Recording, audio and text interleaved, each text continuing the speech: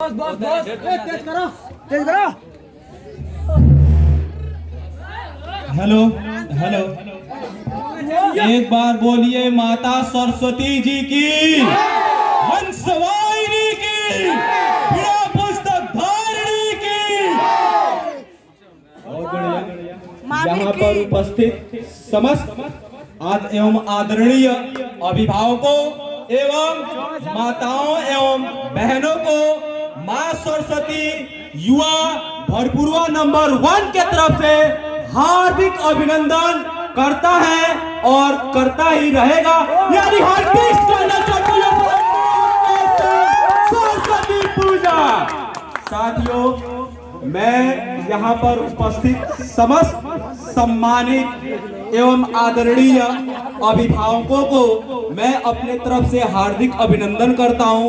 मैं प्रिंस बैठा फ्रॉम बिहार, यहाँ पर आप सबको माता सरस्वती जी के बारे में मैं कुछ अपने तरफ से बताना चाहता हूँ, जो ध्यान दीजिएगा, क्योंकि सभी लोग जानते हैं कि माता सरस्वती जी का रंग रूप आकार सब उजला ही होता है और माता सरस्वती जी का पूरा शरीर स्वच्छ और निर्मल होता है। इससे यह पता चलता है कि साथियों, यदि एजुकेशन पाना है, शिक्षा ग्रहण करना है, तो मायने ये नहीं रखता है कि हमें लाखों या करोड़ों का वस्त्र चाहिए। मायने ये रखता है कि हमारे पास यदि 200 रुपये का भी वस्त्र है तो वह स्वच्छ होना चाहिए, क्योंकि स्वच्छ हमारा वस्त्र रहेगा तभी जाकर के हम ज्ञान की प्राप्ति करेंगे। क्योंकि माता सरस्वती जी का रंग रूप आकार और वस्त्र सब उजला ही होता है और माता सरस्वती जी के एक हाथ में पुस्तक और दूसरी हाथ में वीणा होती है और यह पुस्तक ज्ञान का संकेत देता है। क्योंकि education is the new organisation and education is the key to success and it is said education is the most powerful weapon which you can use to change the world. क्योंकि साथियों, कहा जाता है कि शिक्षा व शेरनी का दूध है, शिक्षा व शेरनी का दूध है, जो जितना ही पिएगा उतना ही दहाड़ेगा। इसलिए साथियों, मैं यहाँ चाहूंगा कि आप लोग एक रोटी कम खाएं, लेकिन आप अपने बच्चों को अवश्य पढ़ाएं। क्योंकि साथियों, यदि हमें अपने समाज को, अपने देश को, अपने गांव को आगे बढ़ाना है तो हमें शिक्षित होना पड़ेगा।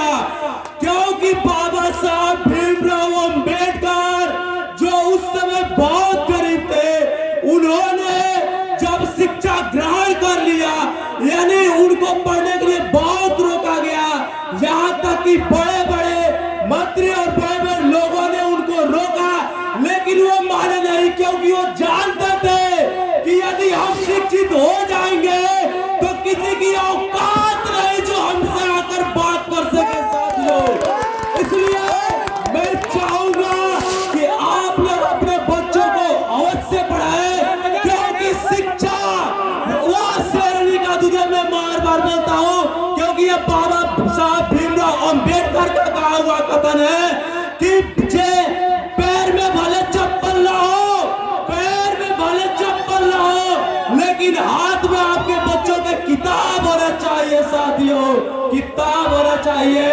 क्योंकि शिक्षा यदि हमारे पास रहेगा, शिक्षित हम रहेंगे तो कोई कुछ नहीं कर सकता है।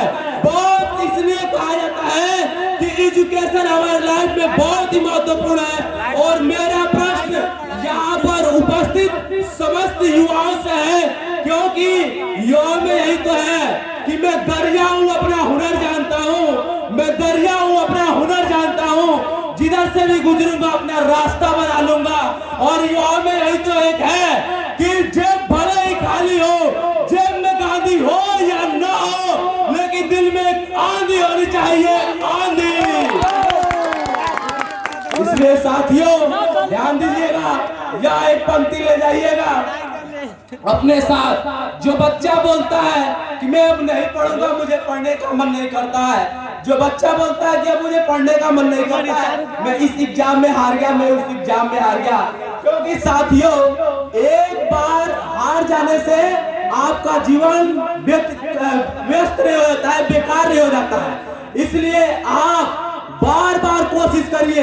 यदि आप बार बार कोशिश करते हैं तो वह चीज आपके लिए बहुत ही आसान हो जाती है। क्योंकि इसके पीछे मैं एक पंक्ति बोलना चाहता हूँ। जो बच्चा बोलता है कि मैं अब यह नहीं कर सकता हूँ, मुझसे नहीं हो पाएगा, मैं हार चुका हूँ, उसके लिए मैं एक पंक्ति बोलता हूँ। वो बच्चा अपने साथ यह पंक्ति ले जाइएगा, क्योंकि वक्त अभी भी है, वक्त अभी भी है, वक्त यूं बर्बाद न कर। अरे वक्त अभी भी है, वक्त यूं बर्बाद न कर, और खींच ले कमान पर तीर और वार कर। ज्यादा से ज्यादा निशाना चूक जाएगा, और जीतना है अगर तो कोशिश 1000 बार कर, कोशिश 1000 बार कर। ध्यान दीजिएगा, ध्यान दीजिएगा।